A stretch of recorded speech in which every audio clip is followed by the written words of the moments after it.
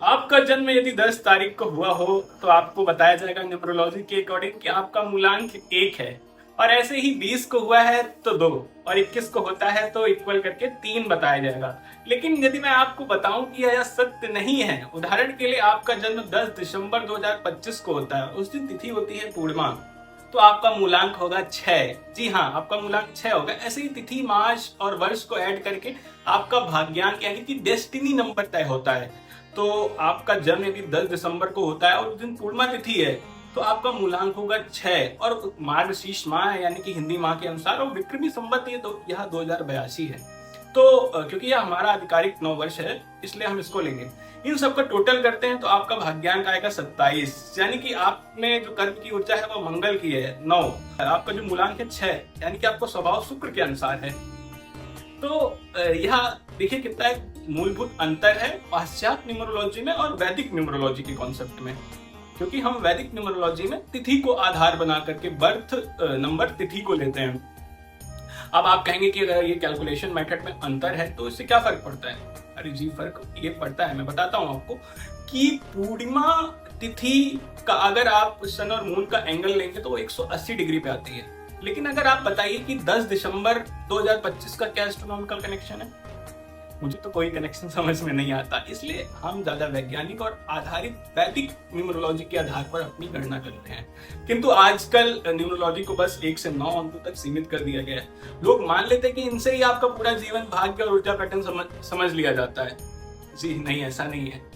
अब प्रश्न यह है कि यह क्या पूर्ण सत्य है? क्या सचमुच 1 से लेकर के 9 अंकों तक जन्म का रहस्य, जीवन का उद्देश्य डिकोड किया जा सकता है? वैदिक परंपरा, वैदिक न्यूमरोलॉजी में 1 से 9 नहीं, किंतु यह एक बृहद शास्त्र है और यहाँ आपके जीवन का रहस्य 6 बिंदुओं के आधार पर तय होता है।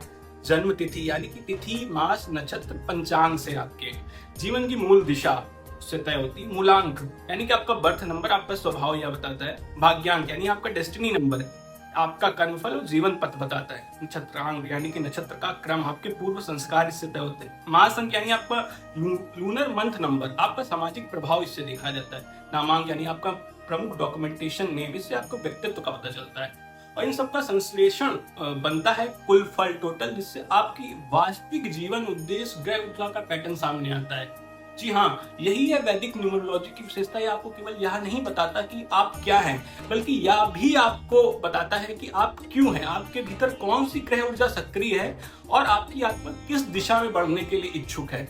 यही कारण है कि वैदिक न्यूमरोलॉजी में आपको आपके अपने जीवन को देख करके कहेंगे, हाँ यही तो हूं मैं, और यही है उस विज्ञान का उद्देश्य, आपको आपकी वास्तविक ग्रह ऊर्जा से जोड़ना।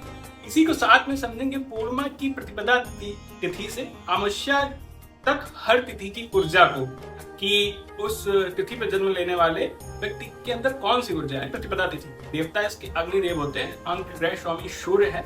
स्वभाव इनका तिथि पर जन्म लेने वाले जातक साहसी, अग्रणी, आत्मनिर्भर होते हैं प्राय, और सदैव कार्यों को अपने अनुसार शुरुआत देते हैं, जिससे निरंतर इनमें विश्वास करने वाले लोगों की संख्या में वृद्धि होती रहती है और ये सफल नेतृत्वकर्ता बनते हैं। इनका सकारात्मक पक्ष आत्मविश्वास, ऊर्जा, करिश्मा के द्वारा पहचान को स्थापित करना है। नकारात्मक पक्ष के रूप में अहंकार, जल्दबाजी, अधीरता से इन पर संकट आ सकता है। किंतु उपाय के तौर पे लोग प्रतिदिन या नहीं तो कम से कम रविवार को सूर्य को अर्घ्य दें तांबे के पात्र के द्वारा।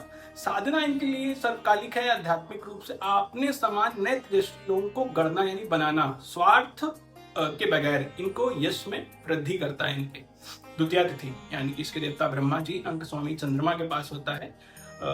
स्वभाव से लोग भावुक, कल्पनाशील, दूसरों के प्रति संवेदनशील होते हैं। सकारात्मक पक्ष के तौर पर लोग कोमल हृदय, सहानुभूति वाले होते हैं। कल्पना शक्ति अद्वितीय होती है इनकी। नकारात्मक पक्ष लोग मूडी, अस्थिर मन और कभी कभी दूसरों पर निर्भरता इनको कमजोर कर देती है। किंतु उपाय के तौर पर सोमवार को इनको दूध से शिवलिंग अभिषेक इन्हें अवश्य करना चाहिए। साधना के तौर पर सर्वकालिक जो चित्त की चंचलता है, इसको साधने के लिए इनको अपनी कल्पनाशीलता को रचनात्मक रूप से निरंतर अभिव्यक्त करना चाहिए, जैसे काव्यात्मक रूप में इंस्टा पेज इत्यादि बना करके। तृतीया तिथि यानी कि तीसरी तिथि, देवता इसकी गौरी माता होती है। अंक ग्रह स्वामित्व 3 यानी बृहस्पति के पास में। स्वभाव से लोग ज्ञानवान, धार्मिक, झुकाव, सीखना बताना इनको बहुत अच्छा लगता है। सकारात्मक पक्ष के तौर पर बुद्धिमान, मार्गदर्शक, सत्यप्रिय होते हैं लोग, तृतीया को जन्म लिए हो जातक।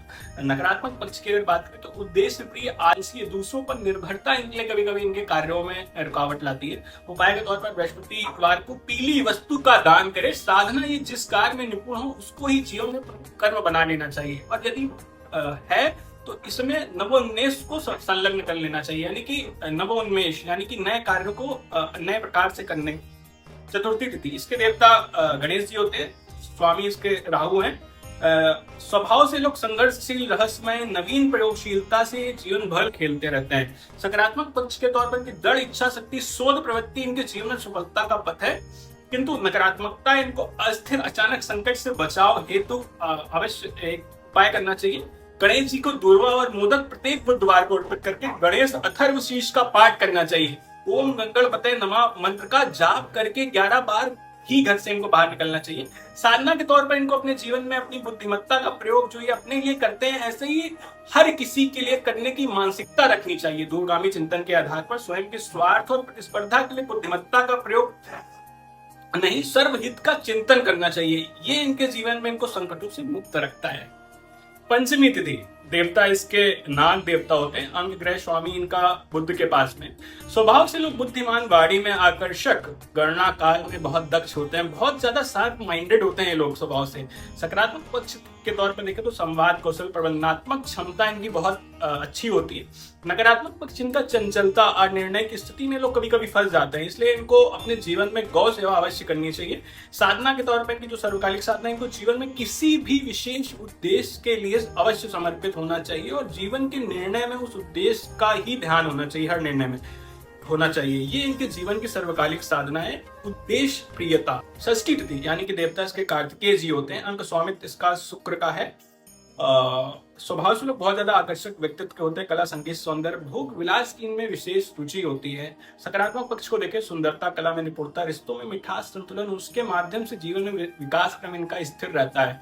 किंतु विलास प्रीता, भोगों में अति कभी कभी कपट इनके विघ्नों का कारण बनती है। उपाय के तौर पर इनको प्रत्येक शुक्रवार को श्री सूक्त का पाठ करके माता लक्ष्मी को खीर का भोग लगाना चाहिए। साधना के लिए इनको भगवान मुर्गन यानी कि कार्तिकेय की शक्ति से सकारात्मक सेवा भाव, यानी कि किसी नदी स्थान की स्वच्छता का प्रण, किसी व्यक्ति को जीवन में परिवर्तनीय सहयोग करना, जैसे कि किसी बच्चे की शिक्षा में सहयोग, ये सब उपाय आपको जीवन में साधना के तौर पर अगर आप इसको अपनाते हैं तो यह साधना इनको जीवन में निर्विघ्न रूप से आगे बढ़ाती है। सप्तमी तिथि, देवता सूर्य देव होते हैं। अंक ग्रह स्वामित्व केतु के पास में इस तिथि का।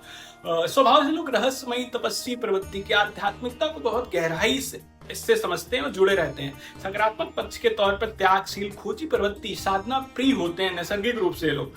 नकारात्मक पक्ष में इनका एकाकीपन, मानसिक भ्रम इनको संदेहशीलता में कभी कभी ला देता है इनके मन को। किंतु रविवार को सूर्य को अर्घ्य देना चाहिए। आदित्य हृदय स्तोत्र का पाठ करने से इनकी आत्मा बली होती है, जिससे कि संदेहशीलता खत्म होती है। साधना के तौर पर इनको अपने जीवन में योग प्राणायाम नित्य करना चाहिए, और हो सके तो अन्य को भी प्रेरित करें ऐसा आयाम और उपक्रम भी स्थापित करना चाहिए। अष्टमी तिथि, देवता इसके भगवान शिव होते हैं। अंक ग्रह स्वामित्व शनि के पास में है। स्वभाव से लोग परिश्रमी, कर्मशील, संघर्ष में तप कर चमकने वाले होते हैं। सकारात्मक पक्ष इनका अनुशासन, परिश्रम, न्याय प्रियता बहुत अत्यधिक होती है। कठोरता, अवसाद इनका नकारात्मक पक्ष है, कभी कभी क्रोध भी। शनिवार को पीपल के पेड़ के नीचे इनको तेल का दीपक अवश्य जलाना चाहिए। उपाय के तौर पर साधना इनको जीवन में कर्मठता और संघर्ष में स्वयं को क्षति नहीं पहुंचने देना चाहिए, और 1 घंटे का मनोरंजन और वीक में 1 दिन परिवार संग मनोरंजन के लिए अवश्य निकालना चाहिए। जीवन में जिम्मेदारियों में आनंद बना रहे और संबंधों में रस के लिए इनके मध्य समन्वय बहुत आवश्यक है, इसलिए इनको इस पर भी विशेष ध्यान देना चाहिए। नवमी तिथि, देवता दुर्गा माता होती है इसकी। अंक ग्रह स्वामित्व मंगल के पास में है इसका। स्वभाव से लोग बहुत ज्यादा ऊर्जावान, साहसी और नेतृत्वकर्ता प्रवृत्ति के होते हैं। सकारात्मक पक्ष के तौर पर देखें तो पराक्रमी, दृढ़ निश्चयी, रक्षा के कर्तव्य के लिए अडिग रहते हैं लोग, हर परिवार और समाज के लिए। नकारात्मक पक्ष के तौर पर क्रोधी, हिंसक, उतावलापन से इनको बचना चाहिए। उपाय के लिए इनको मंगलवार को हनुमान जी को सिंदूर और चमेली का तेल अर्पित करना चाहिए। साधना के लिए इनको शक्ति जो आपके पास है उसको और समझ करके निरंतर उपयोग करना चाहिए। शारीरिक श्रम, खेल जो इन्हें पसंद है या व्यायाम, वह इनको उसके उपरांत ज्ञानवर्धन मनोवैज्ञानिक जानकारी से संबंधित ध्यान करना चाहिए। ये इनको आत्मविश्वासी बनाता है, क्रोध को इनके नियंत्रित करने की क्षमता प्रदान करता है। 10वीं तिथि, देवता इसके यमराज होते हैं। अंक ग्रह स्वामी सूर्य के पास में है इसका। स्वभाव से लोग अनुशासित, नियम प्रिय, न्याय और सत्य के लिए मुखर होते हैं। सकारात्मक पक्ष इनका होता है सशक्त निर्णय क्षमता, नेतृत्व कुशलता से सर्वहित का लाभ देखते हैं ये। नकारात्मक पक्ष लोग हठी, कठोरता, कठिनाई उत्पन्न करती है इनके लिए कभी कभी हठपन। उपाय के तौर पर रविवार को लाल पुष्प अर्पित कर आदित्य हृदय स्तोत्र का इनको पाठ अवश्य करना चाहिए। साधना के लिए इनको अपने जीवन में कुछ नियम अनुशासन स्वयं के लिए बनाएं और अपवाद के इतर हर स्थिति में उस प्रकार से जीवन में व्यवहार और उसको आत्मसात करें। ये आपको स्थिर यश देगा। एकादशी तिथि, देवता इसके भी विष्णु भगवान होते हैं। ग्रह स्वामित्व इसका चंद्रमा का है तिथि पे। स्वभाव से लोग धर्म प्रिय, आध्यात्मिक, उपवास, साधना से जुड़े रहते हैं। तिथि एकादशी है। सकारात्मक पक्ष के तौर पर भक्ति, दया, संयम बहुत अत्यधिक होता है इसमें, इसलिए भी ये सुखी भी बहुत रहते हैं। नकारात्मक पक्ष के तौर पर देखिए तो भावुकता, चंचल मन के कारण केंद्रित रह पाने में इन्हें समस्या आती है कभी कभी, किंतु उपाय के तौर पर एकादशी का व्रत इनको अवश्य करना चाहिए। ये इनके भाग्य को बढ़ाता है। साधना के तौर पर पूर्वजों के यश को बढ़ाने के लिए किसी ट्रस्ट, एनजीओ बना करके इनको सेवा करनी चाहिए। जैसा इनके पूर्वजों का चिंतन रहा हो वैसी सेवा, या किसी के साथ जुड़ करके भी वैसा कार्य करना चाहिए। ये इनके लिए जीवन की सर्वकालिक साधना है। द्वादशी तिथि, देवता इसके भी भगवान श्री हरि विष्णु होते हैं। अंक स्वामित्व बृहस्पति के पास में है। स्वभाव से लोग धार्मिक प्रवृत्ति के, दानशील, गुरुजन प्रिय होते हैं। सकारात्मक पक्ष का ईमानदार, ज्ञान, उदारता से सबको मोह लेते हैं अपनी। नकारात्मक पक्ष के तौर पर कभी अत्यधिक भरोसा करना, आलस्य के कारण जीवन में बार बार समस्या का सामना भी करना पड़ता है इनको, और कभी कभी ओवर ऑप्टिमिस्टिक होकर भी चीजों को बिगाड़ लेते हैं। इसलिए इनको पीली वस्तुओं को कंसीव और शेयर दोनों करना चाहिए, जिससे कि शुक्ल पक्ष में कंसीव करेंगे इस तिथि को, और कृष्ण पक्ष में शेयर करें द्वादशी तिथि के दिन पे। साधना के तौर पर इनको धर्म ग्रंथ का अध्ययन करना चाहिए और दूसरों को भी उसके लिए प्रेरित करना चाहिए। त्रयोदशी तिथि, देवता इसके कामदेव होते हैं। अंक स्वामित्व राहु के पास में है इसका। स्वभाव से लोग बहुत ज्यादा आकर्षक, प्रभावशाली, भोग विलास में इनकी भी विशेष रुचि होती है। अगर सकारात्मक पक्ष के तौर पर देखें, इनके व्यक्तित्व में सामाजिक, कलात्मक, चुंबकीय व्यक्तित्व होता है इनका। लोगों को सहजता से बहका सकते हैं या कहें आकर्षित कर सकते हैं। लेकिन नकारात्मक पक्ष इनका भटकाव, लोभ, अस्थिरता इनको कष्ट भी देती है। इसलिए इनको प्रतिदिन रुद्राष्टकम का पाठ या श्रवण अवश्य करना चाहिए। साधना के लिए इनको प्रेम को सम्मोहन के लिए नहीं, आनंद की दृष्टि से जीना चाहिए। इनके लिए हर संबंध में सीमा का ध्यान बहुत आवश्यक है, अन्यथा कलंक और ग्लानि इनके जीवन से आकर्षण को नष्ट कर सकती है। जीवन पर्यंत सतर्कता बहुत आवश्यक है हर संबंध के लिए। चतुर्दशी तिथि, यानी कि देवता इसके महाकाल होते हैं। स्वयं अंक स्वामित्व इसका बुद्ध के पास में। स्वभाव से बहुत तेजस्वी, पराक्रमी, गूढ़ रहस्यों के जानकार, वाक्य पटुता भी इनकी बहुत गजब की होती है। सकारात्मक पक्ष इनका शोध, प्रवृत्ति, गहराई से चिंतन इनको विशेष पहचान देता है, जिससे अन्य का भी यह मार्गदर्शन करते हैं समाज में। नकारात्मक पक्ष की बात करें तो कठोर वाणी, गुप्त शत्रु इनके लिए अपनी प्रतिक्रिया की प्रतीक्षा में रहते हैं। इनके लिए उपाय के तौर पर इनको शिवलिंग पर जल अभिषेक नित्य करना चाहिए, कुछ नहीं, केवल जल अभिषेक। साधना के लिए इनको महामृत्युंजय मंत्र की 3 माला कम से कम प्रत्येक सोमवार को शाम के समय अवश्य जपना चाहिए। इससे इनकी तेजस्विता में वृद्धि होती है और गुप्त शत्रुओं का इनका दमन होता है, जिससे कि इनका जो विकास और यश चौतरफा बहुत तेजी से बढ़ता है। पूर्णिमा तिथि, देवता इसके स्वयं भगवान चंद्रदेव हैं। ग्रह स्वामित्व इस पर स्थिति का शुक्र का है। स्वभाव से लोग बहुत ही ज्यादा कोमल हृदय के, दानशील, कलात्मक, प्रकाशमान शब्दों और अपने व्यवहार से सबको हील करते हैं। ऐसा इनका रचनात्मक व्यक्तित्व होता है।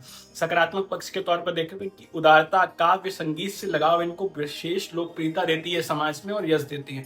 नकारात्मक पक्ष के लिए अगर देखें तो अधिक भावुकता, अस्थिरता से कठिनाई का भी सामना इनको कभी कभी करना पड़ता है। उससे बचाव के लिए इनको हर पूर्णिमा को खुले आसमान में 15 से 20 मिनट बैठ करके सांसों पर ध्यान अवश्य करना चाहिए और परमात्मा को प्रत्येक कार्य के लिए ध्यान के माध्यम से धन्यवाद प्रेषित करना चाहिए। साधना इनके लिए अगर बताया जाए तो कोई कार्य कोई भी करते हो, मनोरंजन का करते हो तो उत्तम। असहाय लोगों में धन का दान देना चाहिए, नहीं तो साधारण तौर पर अपने आसपास किसी को दुखी नहीं रहने देना चाहिए।